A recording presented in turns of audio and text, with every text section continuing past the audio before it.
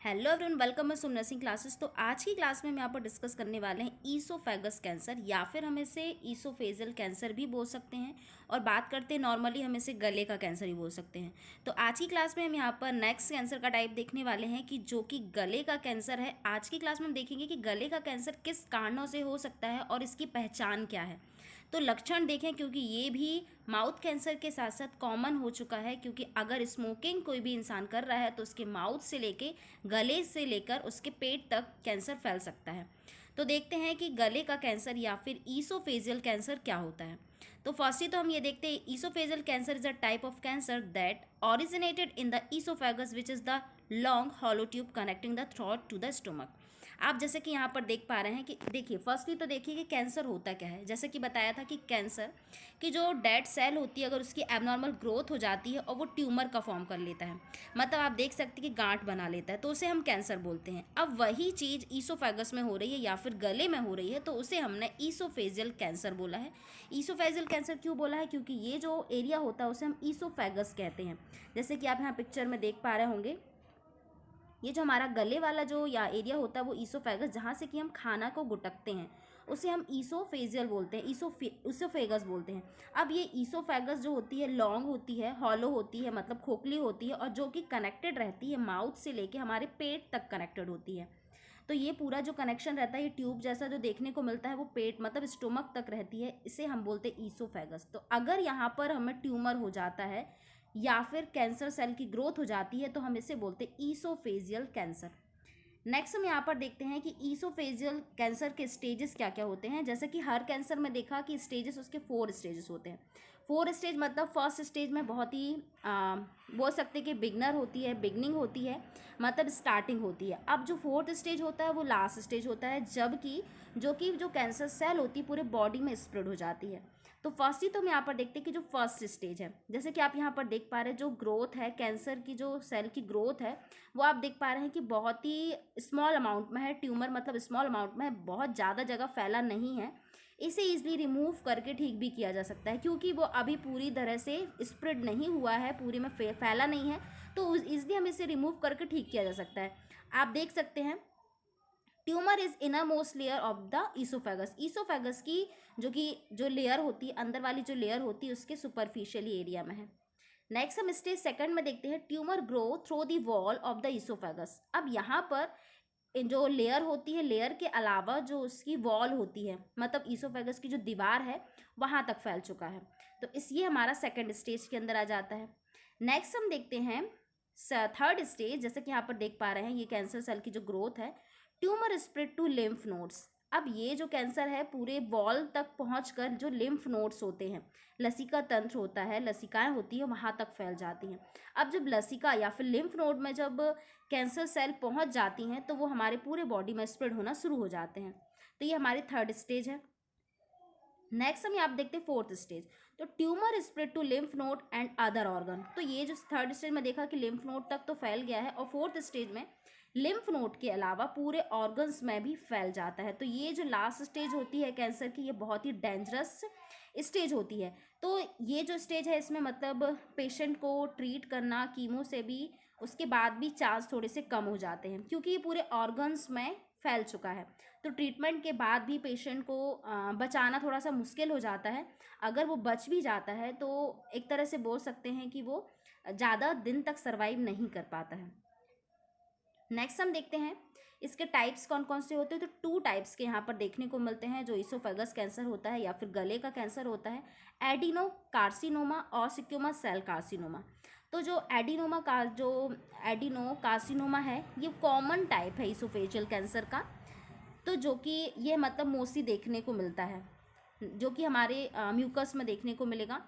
और जो squamous cell है, this type beginning is squamous cell line your oesophagus. Squamous cell भी common है, जो कि स्टार्टिंग वाला जो कैंसर होता है, जो कि लाइनिंग से स्टार्ट होता है। जैसे कि हमने यहाँ पर देखा, जो लाइनिंग से सिक्यूमस जो हमारे टिश्यूज होते हैं वहाँ पर फैलता है, तो उसे हमने सिक्यूमस सेल कार्सिनोमा बोला है। अब हम यहाँ पर देखते हैं कि इसके कारण क्या क्या होते हैं। तो जैसे कि आपको बताया कि अगर माउथ में कैंसर है, या फिर आपको किसी पेट वाले एरिया में अगर आपको कैंसर हुआ है, अगर किसी भी आपके जो डाइजेस्टिव सिस्टम से रिलेटेड अगर आपको ट्यूमर हुआ है, तो वो ईसोफेगस तक भी फैल सकता है। तो फर्स्ट तो हम यहाँ पर देखते हैं टोबैको यूज़। अगर टोबैको यूज़ कर रहे हैं, मतलब गुटखा, तंबाकू, जर्दा, अगर इन सारी चीज़ों का यूज़ कर रहे हैं तो भी हमें यहाँ पर गले का कैंसर या फिर ईसोफेगस कैंसर देखने को मिल सकता है, इंक्लूडिंग माउथ कैंसर भी देखने को मिल सकता है। अल्कोहल यूज़, अगर एक्सेसिव अमाउंट में बहुत ज़्यादा अल्कोहल का यूज़ किया जा रहा है, बहुत ही ज़्यादा उसका यूज़ करके, मतलब एक्सेस अमाउंट में अल्कोहल का यूज़ हो रहा है, तो वो भी एक रीज़न होता है। नेक्स्ट हम देखते हैं ओबिसिटी। मोटापे के कारण भी जो एबनॉर्मल सेल है उसकी ग्रोथ बढ़ने लगती है, तो ओबिसिटी मतलब मोटापा भी एक कारण है ईसोफेजियल कैंसर होने का। यहाँ पर देखते हैं बैरेट ईसोफेगस या फिर क्रॉनिक एसिड रिफ्लक्स। अब क्रॉनिक एसिड रिफ्लक्स या फिर बैरेट्स ईसोफेगस हम बोल सकते हैं, जैसे कि कंटिन्यू डकार आना। डकार आने का मतलब जैसे कि अगर बहुत लंबे समय से उसको एसिडिटी बन रही है और एसिडिटी के साथ साथ उसकी जो डकार बार बार आ रही है, तो गले तक वो एसिड आता है, तो उस कारण से भी जो ईसोफेगस की जो लेयर होती है वो रप्चर हो जाती है, तो उस कारण से भी ईसोफेगस में कैंसर हो सकता है। जैसे कि डकार आती है तो पूरे मुंह तक पहुंचती है, जो भी हमारा वेस्ट जो होता है, जैसे कि मान लो डकार आती है तो हमारे यहाँ तक आ ही जाता है। तो अगर बार बार बहुत लंबे समय से ये रिफ्लेक्स देखने को मिलता है तो इस कारण से भी हमें ईसोफेजियल मतलब गले का कैंसर देखने को मिल सकता है। नेक्स्ट हम देखते हैं ह्यूमन पैपिलोमा वायरस, जो कि HPV वायरस होता है या फिर हम इसे ह्यूमन पैपिलोमा वायरस बोलते हैं। अगर इन्फेक्शन है, ये वायरस है पेशेंट को, तो स्टोमक कैंसर या फिर गले का कैंसर के अलावा अदर कैंसर भी होने के चांसेस हो सकते हैं। हिस्ट्री ऑफ कैंसर, अगर फैमिली में किसी को कैंसर है या फिर हम बोल सकते हैं कि या फिर पहले कोई कैंसर है उसी पेशेंट को, तो भी ईसोफेजियल कैंसर या फिर गले का कैंसर देखने को मिल सकता है। नेक्स्ट देखते हैं occupational exposure to certain chemical. अगर कोई ऐसा ऑक्यूपेशन है जो कि ईसोफेगस में वो केमिकल किसी ना किसी थ्रो से अगर जा रहा है, मतलब ये भी बोल सकते हैं कि अगर ज़्यादा केमिकल का यूज़ कर रहे हैं, केमिकल एक्सपोजर के कारण भी ईसोफेगस कैंसर या फिर गले का कैंसर हो सकता है। नेक्स्ट हम यहाँ पर देखते हैं सिम्टम्स क्या क्या होते हैं। अब जैसे कि गले का कैंसर है तो उसके सिम्टम क्या क्या होंगे। थ्रॉट में पेन होगा, थ्रॉट बोले तो जो गले वाला एरिया होगा बहुत ज़्यादा इसमें पेन होगा। इसके अलावा जो हमारा ब्रेस्ट बोन होती हैं, ब्रेस्ट बोन मतलब जो हमारे छाती की जो बोन होती है वहाँ पर भी बहुत दर्द होगा। इसके अलावा हमें देखने को मिलेगा वोमिटिंग या फिर कफिंग।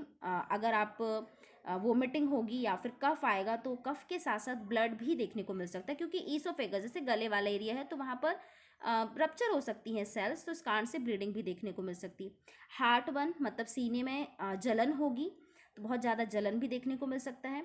हॉर्सनेस और क्रॉनिक कफ, तो क्रॉनिक कफ मतलब लंबे समय से आपको कफ देखने को मिल सकता है। हॉर्सनेस मतलब बोल सकते हैं कि जो भारी आवाज़ वाली जो सर्दी हो जाती है, कफ जो आता है उस तरह से हमें देखने को मिल सकता है।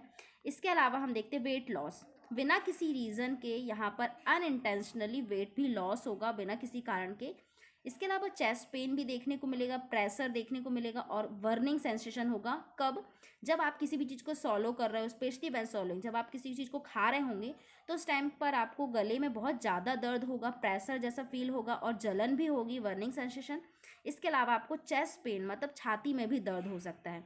तो ये हमारा हो जाते हैं सिम्टम्स की क्या क्या सिम्टम्स देखने को मिल सकते हैं। अब इसके अलावा क्या क्या हो सकता है, अगर आप कोई भी चीज़ खाते हैं तो आपको गुटकने में बहुत ज़्यादा प्रॉब्लम होगी, लाइक चोकिंग फील होगा। जैसे कि अगर कोई पाइप में अगर कोई भी चीज़ फंस जाती है तो पानी निकलने में प्रॉब्लम जाती है, पानी अंदर तक नहीं जाता है। तो सेम कंडीशन ईसोफेगस गले में अगर कैंसर हुआ, क्योंकि वो ट्यूमर से वो जगह घेर लेगा, तो अगर आप कुछ भी खाते हैं तो आपको चोकिंग जैसा फील होगा। फूड जो होगा, फूड आपका प्रॉपर गले से निकलेगा नहीं। नेक्स्ट हम यहाँ पर देखते हैं, जैसे कि हमने देखा कि गैस भी बनेगी, पेट में जलन भी हो सकता है। ये था हमारे सिम्टम्स। अब हम यहाँ पर बात करेंगे डायग्नोसिस क्या क्या होगा। तो इसका जो मेन डायग्नोसिस है वो है एंडोस्कोपी। एंडोस्कोपी में क्या किया जाता है, जो कि हमारा जो ईसोफेगस वाला जो एरिया है, जैसे कि आप पिक्चर में देख पा रहे हैं, ईसोफेगस में इंसर्ट किया जाता है, एंडोस्कोपी की जाती है। वहाँ से विजुलाइज किया जाता है कि ट्यूमर को विजुअल किया जाता है, ट्यूमर को देखा जाता है कि उसकी साइज़ क्या है, पोजीशन क्या है, वो किस पोजीशन तक पहुँच गया है। इसके अलावा इमेजिंग टेस्ट में जैसे कि पीटी लाइक एमआरआई जैसे ही होता है, तो इसमें हम देखते हैं कि इसमें भी डिटरमाइन करते हैं कि कैंसर कितना स्प्रेड हुआ है, मतलब कितने एरिया में फैल चुका है। इससे हम स्टेज का पता लगाते हैं, मतलब फर्स्ट स्टेज में है या फिर सेकंड स्टेज में है या फिर थर्ड स्टेज में है। हमें जब स्टेज पता चल जाती है तो उसके हिसाब से ट्रीटमेंट भी चालू किया जाता है। तो इमेजिंग टेस्ट में प्रॉपर ट्यूमर को देखा जाता है कि जो कैंसर है, जो सेल है, वो कितनी जगह पर स्प्रेड हुई है। नेक्स्ट हम बायोप्सी देखते हैं। अब बायोप्सी में देखिए, बायोप्सी कैंसर हमने देखा था कि 2 तरह के होते हैं, एक होता है बिनाइन कैंसर और एक होता है मैलिग्नेंट। बिनाइन कैंसर मतलब ओनली ट्यूमर होगा, वो कैंसर नहीं होगा, उसे हम नॉन कैंसरस बोल सकते हैं। लेकिन जो मैलिग्नेंट ट्यूमर होता है वो कैंसर ऐसा होता है जो कि पूरे बॉडी में फैल जाता है, उसे हम कैंसरस बोलते हैं।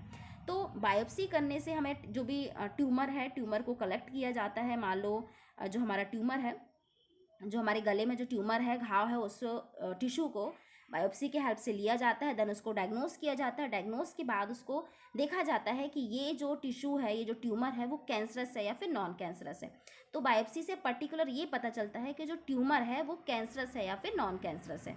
तो हम बायोप्सी करते हैं, ये तो हमारा डायग्नोसिस हो जाता है। नेक्स्ट हम देखते हैं ट्रीटमेंट। तो ट्रीटमेंट की बात करते हैं, तो ट्रीटमेंट हम यहाँ पर सर्जरी भी करवा सकते हैं, chemotherapy, radiation therapy and photodynamic therapy. Surgery में क्या करते हैं, सर्जरी में proper remove to tumour through various surgical procedure, मतलब किसी भी सर्जिकल प्रोसीजर से जो भी हमारा ट्यूमर वाला एरिया है, जैसे कि ईसोफेगस में जो भी ट्यूमर है, तो उसे रिमूव किया जाता है। कीमोथेरेपी में क्या किया जाता है, ड्रग दी जाती है, ड्रग से उस पर्टिकुलर कैंसर सेल को किल किया जाता है। रेडिएशन थेरेपी में भी क्या किया जाता है, हाई एनर्जी की जो रेज होती हैं लाइक एक्सरे या फिर प्रोटॉन्स को दिया जाता है, जिससे कि कैंसर सेल डैमेज हो जाती हैं।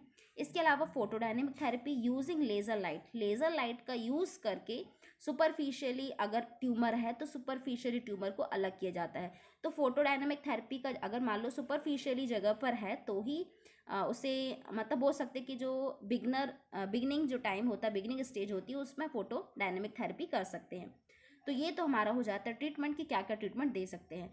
तो ये हमने देखा कि आज के गले के कैंसर में कि क्या क्या होता है, गले का कैंसर किस कारण से होता है और क्या क्या सिम्टम्स देखने को मिलते हैं। और एक चीज़ बहुत ही इंपॉर्टेंट है, कभी कभी कैंसर होने के बाद भी पेशेंट या फिर कोई भी जज नहीं कर पाता है कि ये कैंसर है या नहीं है। तो अगर कुछ इस तरह की प्रॉब्लम जाती है, तो कभी भी अगर कोई भी ऐसी प्रॉब्लम जाती है तो सबसे पहले डायग्नोसिस करवाना बहुत ज़रूरी है। अगर कोई नॉर्मल ट्यूमर भी होता है तो डायग्नोसिस करवाना ज़रूरी है।